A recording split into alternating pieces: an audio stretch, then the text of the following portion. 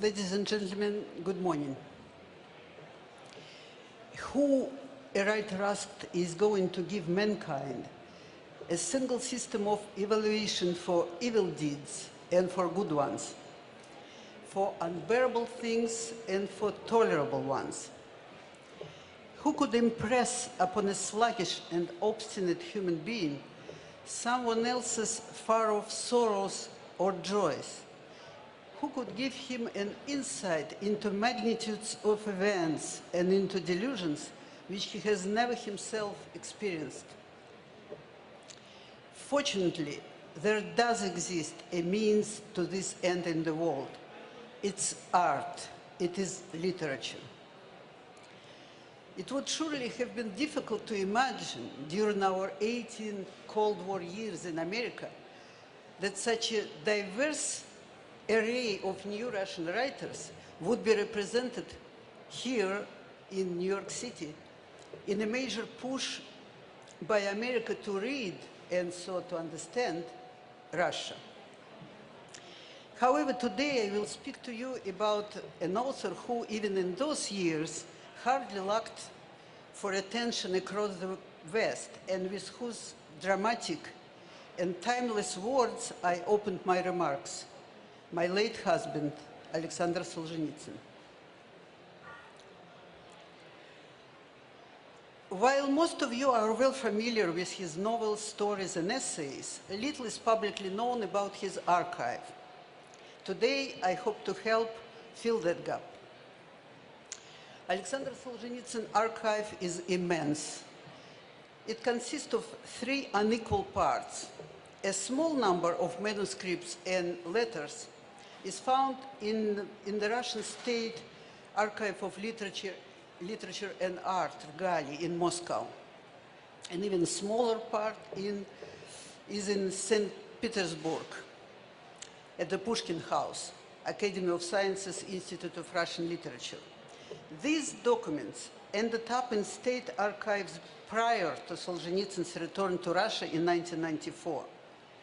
The major, colossal part of the writer's archive is held by our family.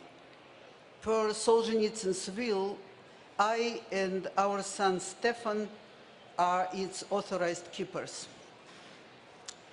We began systematic structuring and description of the archive 2 years after Alexander Savich died, which means about 2 years ago.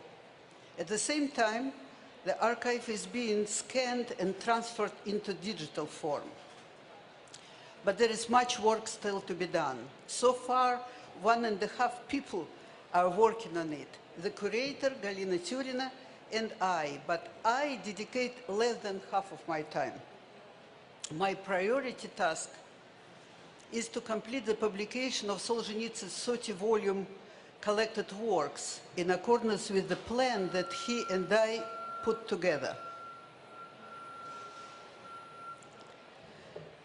The collected works will include all his finished writings in their final editions. 16 volumes have been published so far. One of the remaining 14, at least 3, are comprised of previously unpublished works. The twists and turns of Solzhenitsyn's biography are well known. War, prison, camps and internal exile, life as a rural teacher, writing in secret, publication of One Day in the Life of Ivan Denisovich in 1962, an overnight fame, but almost immediately thereafter, a wall of abstraction to his subsequent books. Open dissent and butting heads with the authorities, the KGB's hunt for his manuscript, the bombshell publication of the Gulag Archipelago, and exile from the USSR. A short life in Europe and a long one in America, in Vermont Hills. The return to Russia in the 1990s. With such upheaval, losses of some of the archive are inevitable and not surprising. What is surprising is how much of the archive remains intact. And I propose to give you a very brief overview, a little show and tell, if you will.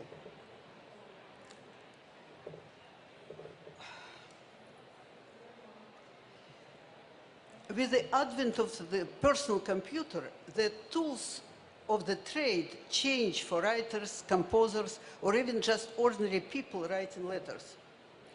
The pen becomes an anachronism.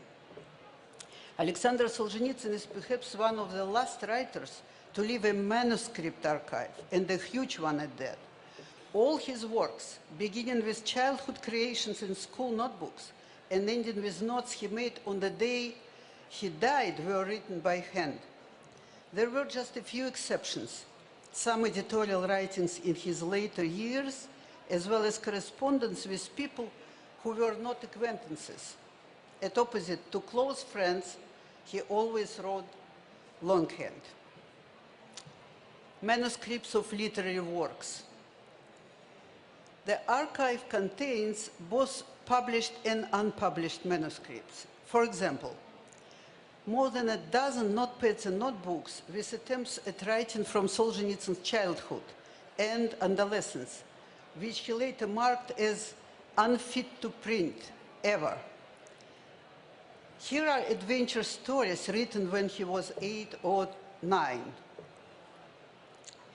Here is a magazine where the boy served as author of every single section, editor, and manager of subscriptions.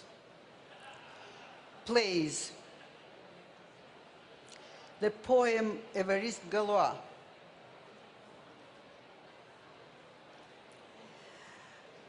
Written as a freshman at the Physics and Mathematics faculty of Rostov University.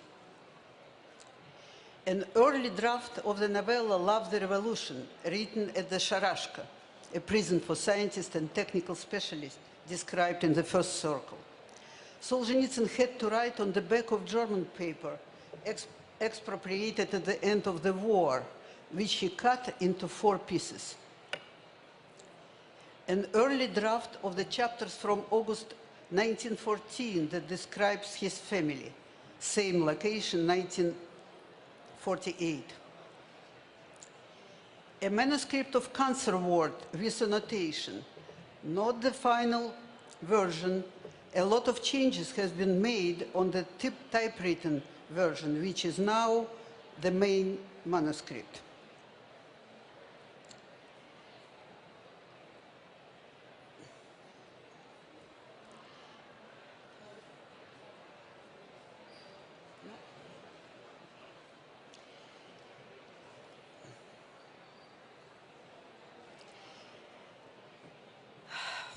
Here is a priceless manuscript of the Gulag archipelago, which was saved by friends and lay buried in the ground for 20 years, then was given back to the author when he returned to Russia in 1994.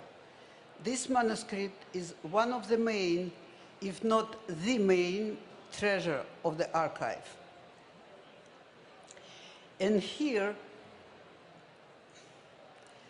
are those friends, Estonians, at whose secluded homestead Alexander Solzhenitsyn wrote the Gulag archipelago, while their children then saved the manuscript.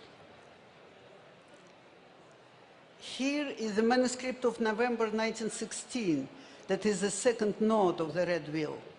All of the drafts and all editions of the Red Wheel are saved in the archive. And here, something wrong. And here is a unique item. It is one of 2 thick notebooks in which Solzhenitsyn for 25 years made entries into the diary of the Red Wheel, writing down his plans, successes, failures, both his creative agony and his joy. It has not been published anywhere yet. Currently, I am preparing the diary for print as part of the collected works. Now, in the archive are several examples of the author's own typed drafts.